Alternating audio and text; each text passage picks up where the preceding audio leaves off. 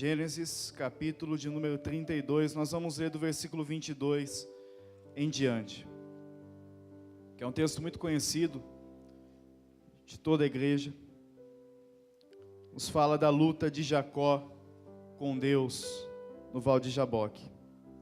Gênesis, capítulo de número 32, dos versículos 22 em diante, diz assim: Levantou-se naquela mesma noite, tomou suas 2 mulheres, suas 2 servas, seus 11 filhos, e transpôs o val de Jaboque. Tomou-os e fê-los passar o ribeiro. Obrigado, irmã. Fez passar tudo o que lhe pertencia, ficando ele só. E lutava com ele um homem até o romper do dia. Vendo esse que não podia com ele, tocou-lhe na articulação da coxa. Deslocou-se a junta da coxa de Jacó na luta com o homem. Disse este: Deixa-me ir, pois rompeu o dia. Respondeu Jacó: Não te deixarei ir, se não me abençoares. Perguntou-lhe, pois, como te chamas? Ele respondeu: Jacó. Então disse: Não te chamarás Jacó, e sim Israel, pois como príncipe lutaste com Deus e com os homens, e prevaleceste.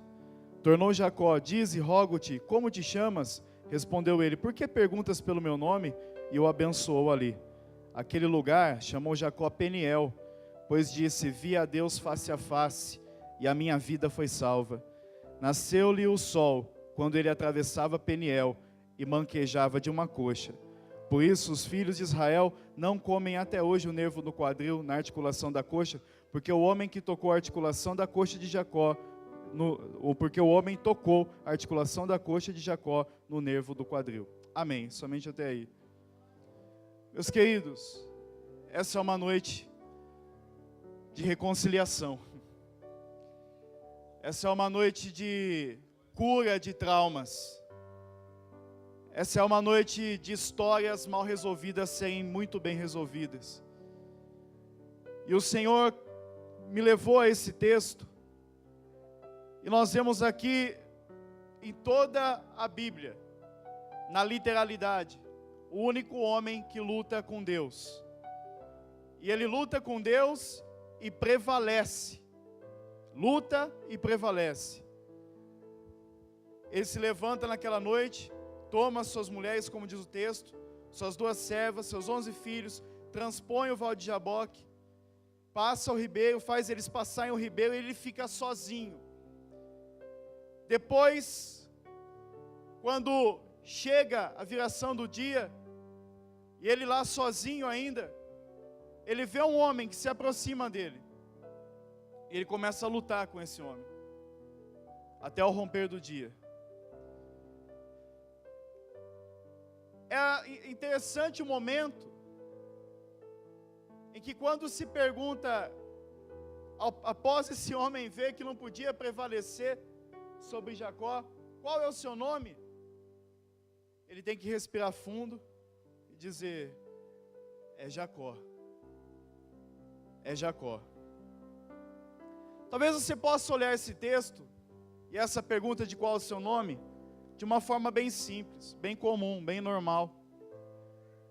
Mas responder Jacó para Jacó não era tão simples, não era tão fácil assim.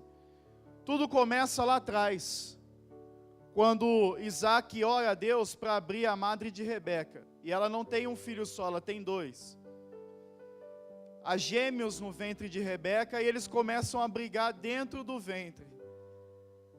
Irmãos, a história de Jacó é cheia de peculiaridades. Ninguém nunca lutou com Deus, Jacó lutou. Ninguém nunca lutou no ventre com um irmão, e Jacó lutou. Coisas que só aconteceram na vida de Jacó. Até que ela diz: mas assim, para ficar desse jeito não compensa nem a vida, então Deus faz alguma coisa. Aí vem a palavra de Deus a Rebeca e diz: tem 2 nações no teu ventre, 2 povos que se dividirão. Só que tem o seguinte: o maior vai servir o menor. Guarde isso, guarde essas palavras. O maior vai servir o menor. Foi Deus quem disse. No momento do nascimento, aí nasce Jacó agarrado no calcanhar de Esaú. E aí quando eles veem essa cena, irmãos, que bebê nasce agarrado no calcanhar do outro? Coisas que só aconteceram na vida de Jacó.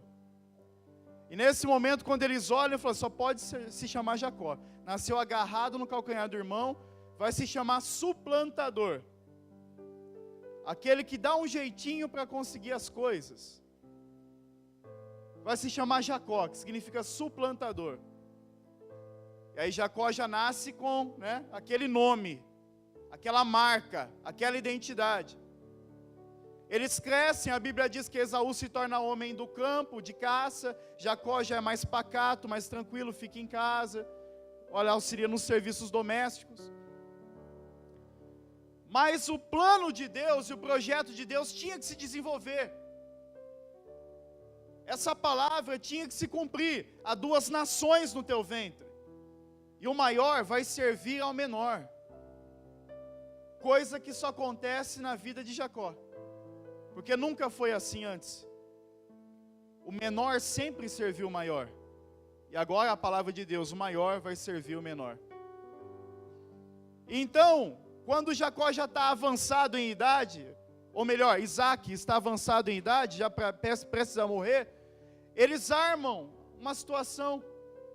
Porque Isaac gostava muito da comida de Esaú, do guisado que ele fazia.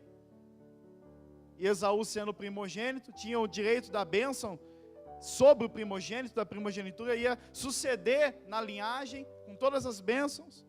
Jacó nasceu depois. E Rebeca, olhando toda aquela situação, e vendo que Isaac já estava avançado também em dias, já não discernia muito bem as coisas, disse para Jacó, olha, vamos fazer vamos montar uma cena aqui. Seu pai está querendo a comida de Esaú, ele vai abençoar Esaú depois disso. Então faz o seguinte, eu vou preparar tudo que seu pai gosta do jeito que ele gosta. E você vai entrar no lugar de Esaú, vai tomar a primogenitura dele, você vai ser abençoado no lugar dele. Por quê? Porque quando um belo dia Esaú estava no campo e deu fome, ele chega até a sua casa e Jacó vai ao encontro e diz assim, olha, eu tenho comida aqui, mas a gente precisa negociar uma coisinha aí. Você me dá a sua primogenitura, o direito, e eu te dou a comida. E assim foi feito. Esaú come, só que fome não dá uma vez só. Agora a primogenitura, a bênção de Deus, ela não é negociável assim. O escritor de Hebreus diz que, por mais que Esaú tivesse chorado, buscado, melhor, voltar atrás nisso, não se encontrou lugar nele de arrependimento, ainda que tivesse buscado em lágrimas isso. E a Bíblia diz, assim desprezou Esaú a sua primogenitura. Esaú desprezou a sua primogenitura. Esaú buscou o arrependimento com lágrimas, mas não encontrou no seu lugar o arrependimento. Então Jacó já tinha pego o direito de primogenitura. Agora ele faz isso. Ele vai diante do pai para receber a bênção.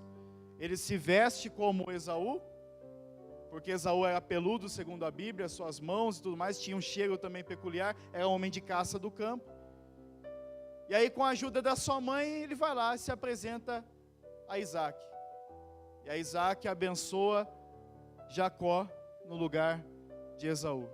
E diz, as nações vão te servir, o teu irmão vai ser teu servo, exatamente como Deus tinha dito lá no início, 2 nações estão no seu ventre, e o maior vai servir o menor.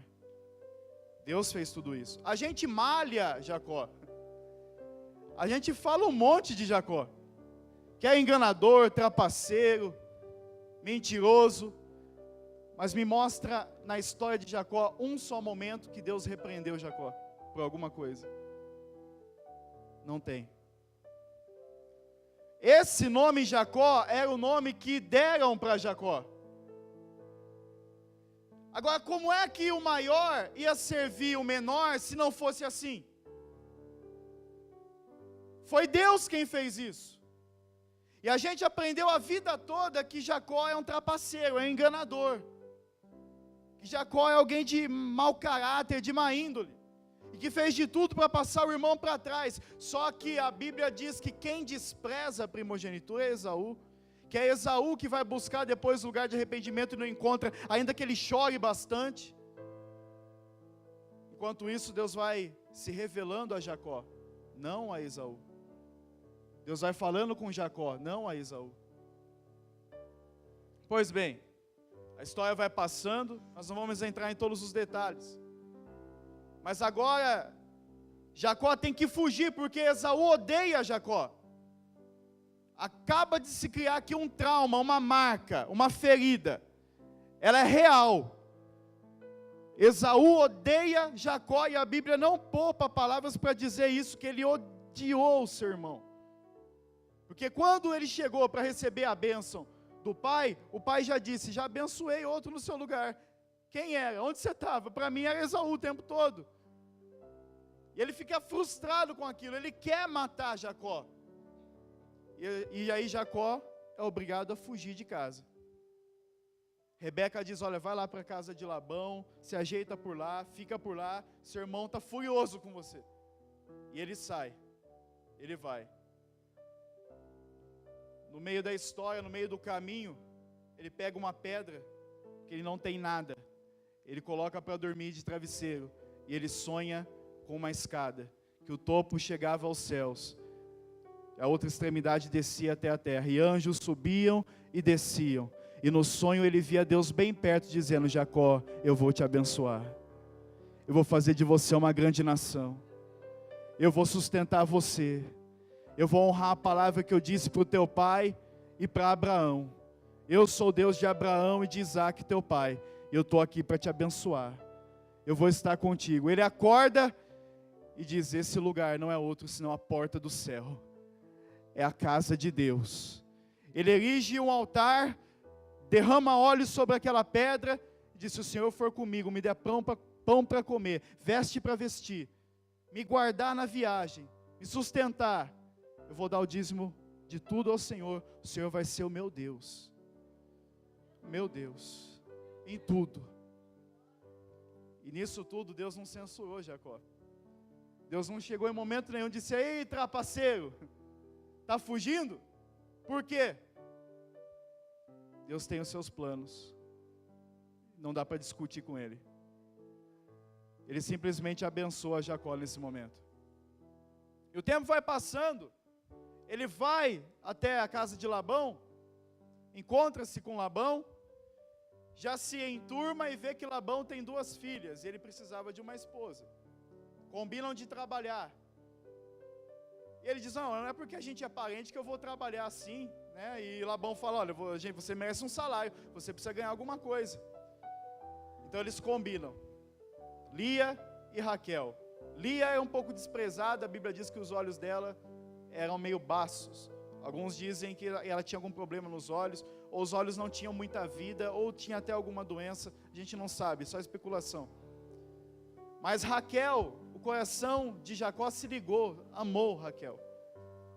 Então eles combinaram, eu vou trabalhar 7 anos, Jacó disse, e aí no final dos 7 anos então, vou ter Raquel. E assim foi. Aí Jacó trabalha 7 anos, no final dos 7 anos, chega o momento de receber Raquel. Aí Labão vai, aí Labão agora prepara uma cena, chama os seus homens, dá um banquete, e não sabemos o porquê, se Lia estava muito bem disfarçada, ou alguns supõem até que talvez Jacó tenha feito o que não deveria, bebendo um pouquinho, não se sabe, também é só especulação. O fato é que entra Lia no lugar de Raquel, e Jacó possui Lia, e depois descobre que é Lia no outro dia. Mas ele queria e amava Raquel. Aí ele chega para Labão e diz, mas o trato não foi esse. Jacó talvez comece a pagar aqui, entre aspas, pelo seu nome, pela sua fama de enganador, que já estava impregnada no próprio nome, ou de suplantador. E aí Labão diz, não, então você vai trabalhar agora mais 7 anos, se você quiser mesmo, para ter Raquel. Ele diz, tudo bem, vou trabalhar mais 7 anos. A Bíblia diz que foram como que dias, porque ele amava muito Raquel. Depois no final, ele tem Raquel. Tudo isso eu estou trazendo à sua memória, Para você ver o quanto não foi fácil para Jacó dizer ao anjo, ou ao próprio Deus aqui, na figura desse homem, que o nome dele era Jacó. Que o nome dele era Jacó. Porque por trás do nome tem uma história. Assim como hoje, por trás de cada nome aqui, tem uma história também. Uma história que só Deus conhece na profundidade, nos pormenores, porque por mais que eu te conheça, te chame pelo nome, só Deus sabe o que Ele te prometeu quando você ainda nem tinha nascido. Só Deus sabe a história que Ele trilhou para você, quando você ainda nem história tinha. Só Ele sabe disso. E aí, passa-se o tempo, eles acertam agora Deus começa a abençoar Jacó, eles acertam de um salário em gado, em animais. Aí Jacó diz, olha, tudo que for listrado aí, salpicado, malhado, vai ser meu. E aí o rebanho só dá listrado, salpicado e malhado. Porque Deus dá estratégia para Jacó, e aí começa a nascer salpicados, listrados, malhados. E Deus vai abençoando Jacó. Labão vai olhando tudo aquilo e vai dizendo, não, vou precisar mudar isso. A Bíblia diz que Labão muda 10 vezes a forma de salário de Jacó. E nas 10 vezes Deus abençoava Jacó. Aquele que a gente diz que é mau caráter e enganador. Aquele que só de chamar o nome já dá a ideia de alguém que passa os outros para trás, Jacó.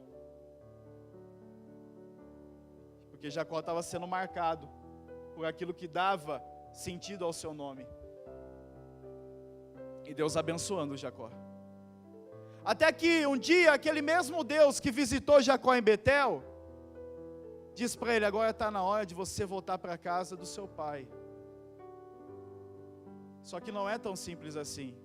Tem um Esaú esperando. Tem um Esaú esperando Jacó. Deus fala com Jacó, Jacó sai sem que Labão perceba. Quando Labão se dá conta, Labão vai atrás e diz, olha, o que você fez? Isso aí sem perceber, eu daria uma festa para você, eu abençoaria a sua vida. A gente sabe que não era assim, porque a Bíblia diz que o semblante de Labão acerca de Jacó já não era mais o mesmo. Ele já não via Jacó com bons olhos. Por que se você não me avisou, a gente fazia uma festa aqui, dava um banquete, abençoava todo mundo? Agora você está saindo com os meus netos, com as minhas filhas. Você está saindo até com esse gado aí que pertence a mim. E Jacó diz, espera aí. Isso aqui foi bênção de Deus. Quando eu saí da minha casa, eu tinha só um bordão na mão. Eu tinha só um bordão na mão. Agora Deus me deu mulher, Deus me deu gado, Deus me deu essas riquezas, Deus me enriqueceu em tudo. E tem mais, Labão, você foi abençoado por conta de mim. A minha presença na sua casa também te abençoou. Deus fez tudo isso para o enganador, para o suplantador. Para aquele que muitos dizem é mau caráter.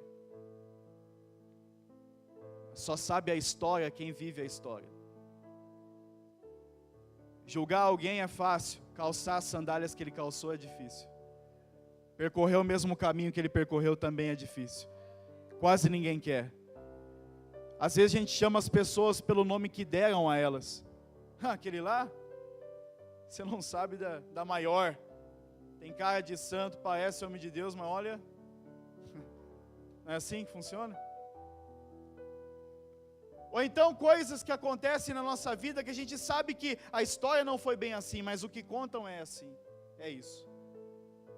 Coisas que vão marcando, e a gente vai dando os piores nomes para as pessoas, e chamando elas por esse nome, e a gente nem sabe da história toda. E o tempo vai passando até que chega aqui, nesse texto. O que acontece um pouco antes, é que agora Jacó está com o seu bando, toda a sua casa, está com os seus filhos, está com o seu rebanho, mas ele teme Esaú, ele sabe que voltar para a casa do pai vai fazê-lo ter que olhar nos olhos de Esaú de novo. Vai ter que confrontar alguém que um dia o odiou muito e ele não sabe se ainda odeia, ou se esse sentimento cresceu, como é que está.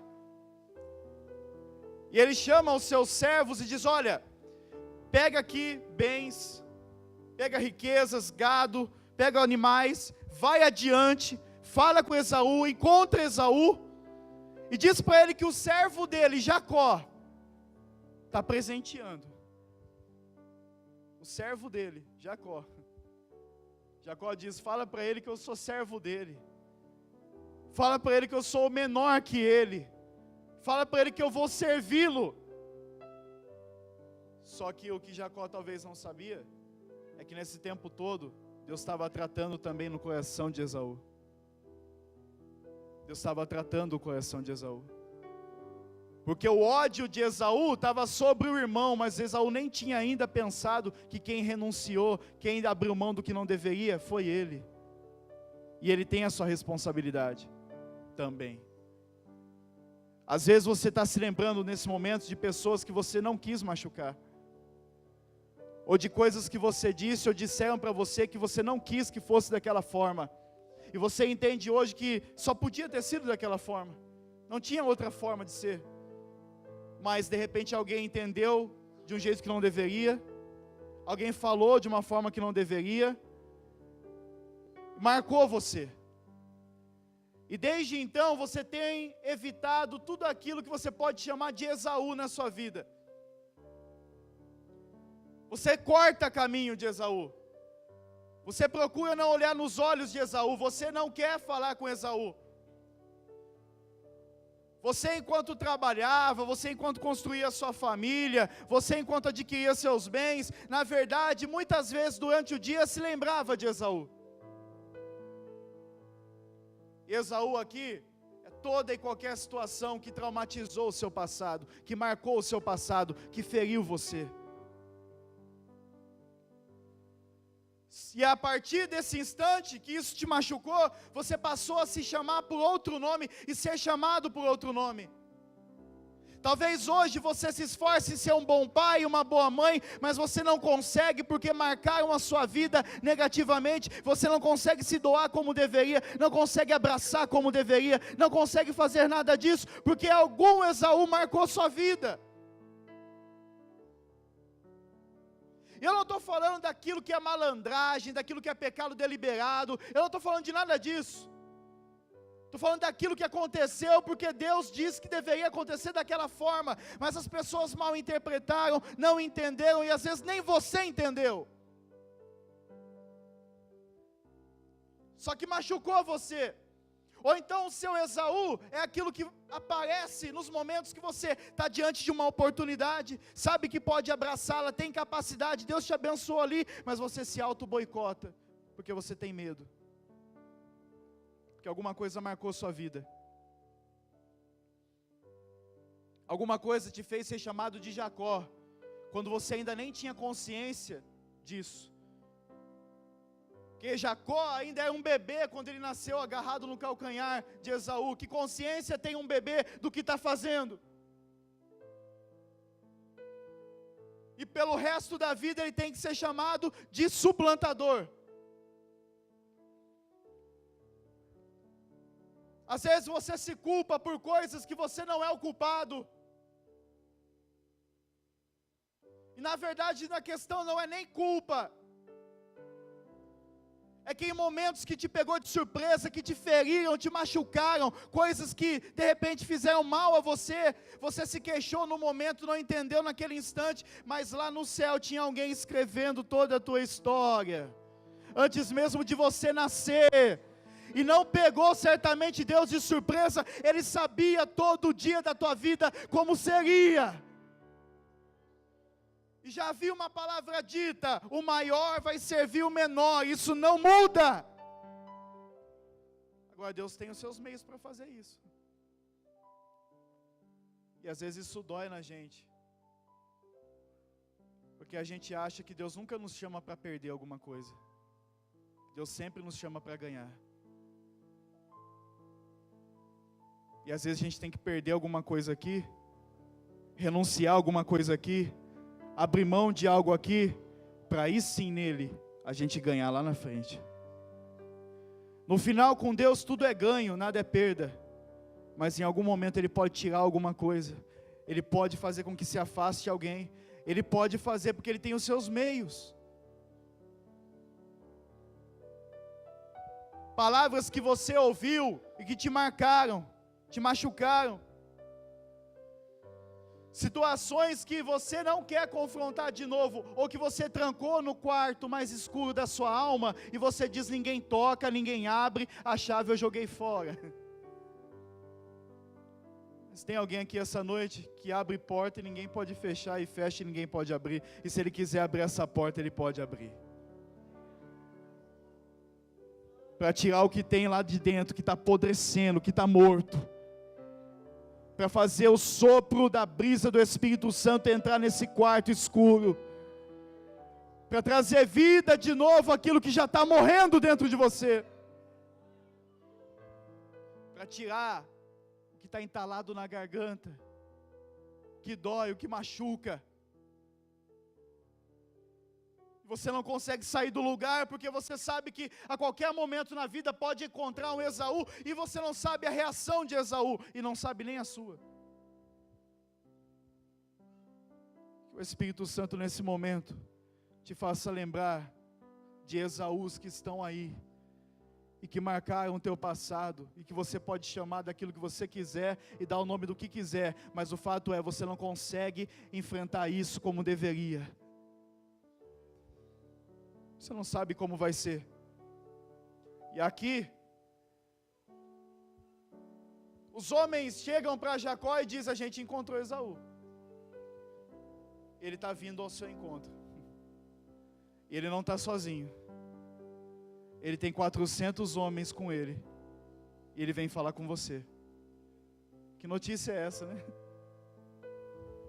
Os homens não sabem a intenção também de Esaú. Jacó já manda presente, já tem medo de Esaú, agora vem a notícia: Esaú vem ao seu encontro. Ele não está sozinho, ele tem mais 400 junto. Ele já está vindo na sua direção. Aí o que Jacó faz? Ele tinha dividido a sua prole em dois, e até o seu gado, os seus bens, e ele diz: se morrer um desse pelotão, vai sobrar o outro pelo menos. Mas ele faz uma oração a Deus. Ele ora a Deus. Ele diz: Deus, Tu és o Deus do meu pai, Tu és o Deus de Abraão, Tu és o Deus que prometeu me abençoar.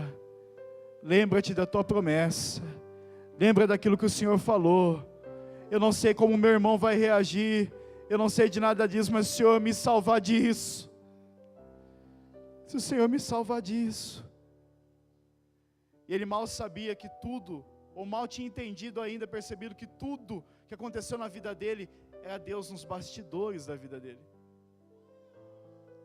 Irmão, Deus sabe que doeu, quando o que você fez foi debaixo da direção dele, e ainda te chamaram de trapaceiro, enganador, suplantador. Deus sabe que doeu, quando ainda debaixo da direção dele, e dos projetos dele, nem você entendeu porque tomou determinadas atitudes. Depois que o homem caiu em cima e falou um monte de coisa para você, você ficou pensando: será que foi Deus mesmo que falou? Ou será que isso que eu fiz estava nos planos de Deus? E começaram a te taxar de tantas coisas que você não é, e de te acusar de coisas que você não fez, porque na verdade o real sentido e sentimento que estava dentro de você não era esse. E aí você carrega dois pesos, o do seu nome e de existir um Esaú ainda que você vai encontrar. Ele te trouxe aqui essa noite para dizer que essa noite você vai se encontrar com Esaú. Mas quem vai mediar esse encontro é o Deus Todo-Poderoso, que sempre esteve ao teu lado, sempre abençoou a tua vida. Ele passa a sua família, a fazenda, gado, tudo, passa ao ribeiro de Jaboque e fica ele só. E as horas vão avançando, até que vem um homem, é Deus, e vem lutar com Jacó. Lutar com Jacó. E a Bíblia diz que eles lutam até o romper do dia, e esse homem que é Deus, na figura humana, aparece, luta com Jacó na figura de um homem. Ele vê que não pode prevalecer contra Jacó. Irmão, me explica isso. Como é que Deus vem lutar com um homem e diz: eu não consigo vencer, eu não posso vencer esse homem aí? Primeiro que se Deus quiser, se Ele tira o fôlego do homem, a Bíblia diz, o homem morre. Deus é soberano em todas as coisas, é todo poderoso, Ele pode tudo. Basta uma palavra para tudo se fazer, se transformar, se cumprir. Uma palavra dele, a morte vira vida e tudo se faz. Mas ele aqui, ele se deixa lutar com o homem e ele se deixa ser vencido por esse homem. E aí no final, ele vê que não pode prevalecer. E pergunta, como te chamas? Ele responde, Jacó. Então disse, já não te chamarás Jacó, e sim Israel. Pois como príncipe lutaste com Deus e com os homens e prevaleceste. Não é fácil para Jacó responder que é Jacó. Mas quem luta com Deus, sai ferido na coxa. E eu já vou explicar isso. Um pouquinho antes de responder o nome, de confessar meu nome é Jacó, nessa luta, vendo que não podia prevalecer contra Jacó, Deus vai e toca na coxa de Jacó. E a partir de então ele sai mancando. Jacó já era marcado pelo seu nome, agora ele é marcado na sua carne. Só que o nome dele vai ser mudado. Aí você fala, mas por que na coxa? Coxa na Bíblia é símbolo de intimidade. Quando um senhor queria que o seu servo fizesse algo, e sob juramento ele prometesse que faria algo, o servo tinha que colocar a mão debaixo da coxa do senhor, e jurar que ia fazer como tinha sido dito. Então ele saía, sinal de intimidade, sinal de juramento que seria cumprido, responsabilidade. Quando Deus toca na coxa de Jacó, Deus está marcando a intimidade de Jacó para sempre. As pessoas não sabem, podem te chamar de Jacó, mas nesse momento que você está, talvez você esteja lutando com Deus, esteja vendo Deus te marcando na intimidade. Quando dobra os joelhos e chora e fala com Deus, e ninguém vai entender mesmo, porque não pode, não consegue, aí vem Deus e te marca na intimidade. Ele diz, qual é o teu nome? Dói para você dizer Jacó, mas ele diz, a partir de hoje é Israel. Eu te marquei na intimidade, eu te marquei na coxa. Vai andar mancando a partir de hoje? Vai, mas seu nome não será mais Jacó, mas Israel. Jacó é o nome que o teu pai e tua mãe te deu, Israel é o nome que eu estou te dando. Jacó é o nome que a situação te deu, Israel é o nome que eu estou te dando. Jacó é o nome que deram para você, te acusando de mau caráter, de suplantador, disso e daquilo. Agora Israel é o nome do Deus que muda a tua história, muda o teu nome, muda o teu caráter, muda a tua fama, muda tudo isso. E a partir de hoje não é Jacó, é Israel. Porque como príncipe lutaste com Deus e com os homens, e prevaleceste. Deus está falando para alguém, que disse, eu tinha só um bordão na mão. Deus me deu tudo. De dia, é um calor terrível, o sol me castigava, à noite a geada, o frio, eu quase não dormia. Jacó disse isso. E talvez você tenha se sentido assim na vida. Durante o dia parece que o sol te esquenta mais do que deve. A noite parece que é mais fria do que o comum. Porque sobre você pesa um passado, que existe ainda um Esaú, que você precisa encontrar-se com ele. E Deus te trouxe essa noite para se encontrar com ele. Mas com o nome mudado. Com o nome mudado. Com o nome mudado, irmão. Vai sair mancando, vai, mas está com o nome mudado. Eu posso imaginar, de repente, duas classes de pessoas, aquelas que olhariam Jacó e diriam lá, anda mancando porque um dia lutou com Deus aí. Saiu mancando depois disso. Talvez outra classe de pessoas dizendo, ele manca, mas o nome dele foi mudado. Tem uma marca na vida dele que todo mundo vê, mas o nome dele é outro. Muitos conheceram a ruína dele, a derrota dele, mas Deus mudou o nome dele. Deus foi com ele em todo momento, em todo instante. E hoje você não será mais chamado Jacó, mas Israel. Aí ele retribui a pergunta: e o teu nome como é? Aí Deus diz: por que você pergunta meu nome? Eu te abençoo, Jacó. E abençoou ele ali. Não revelou o nome. E aquele lugar chamou Jacó Peniel, pois disse: vi a Deus face a face e a minha vida foi salva. Nasceu-se-lhe o sol quando ele atravessava Peniel. A madrugada está sendo fria, está sendo doída na alma, está lutando com Deus, está tomando golpe de todo lado, não está entendendo nada. Mas o sol está nascendo. E o sol está nascendo com um novo nome sobre a sua vida. O choro pode durar uma noite toda, mas a alegria vem quando o sol nasce pela manhã. E nasce com um novo nome, nasce com um novo caráter, nasce com uma nova identidade nele. Deus cuida disso. E aí chega um momento que ele vai se encontrar com Esaú. Mas antes de nós falarmos disso, eu quero, em nome de Jesus, que você se lembre nesse instante do que precisa ser resolvido aí, do que dói aí, do que aconteceu na sua vida que ela nunca mais foi a mesma. De repente você prosseguiu com ela, né? Tem uma família hoje, tem filhos, Deus está te abençoando materialmente, mas dentro de você ainda tem um Esaú, como tinha com Jacó. Não faltou palavra de Deus, porque em todo esse tempo Deus se revelou a Jacó. Não faltou a bênção de Deus, porque em todo esse tempo Deus abençoou Jacó. Mas faltou ainda uma cura de um trauma. Faltou ainda a extinção de uma dor. Faltou ainda uma reconciliação.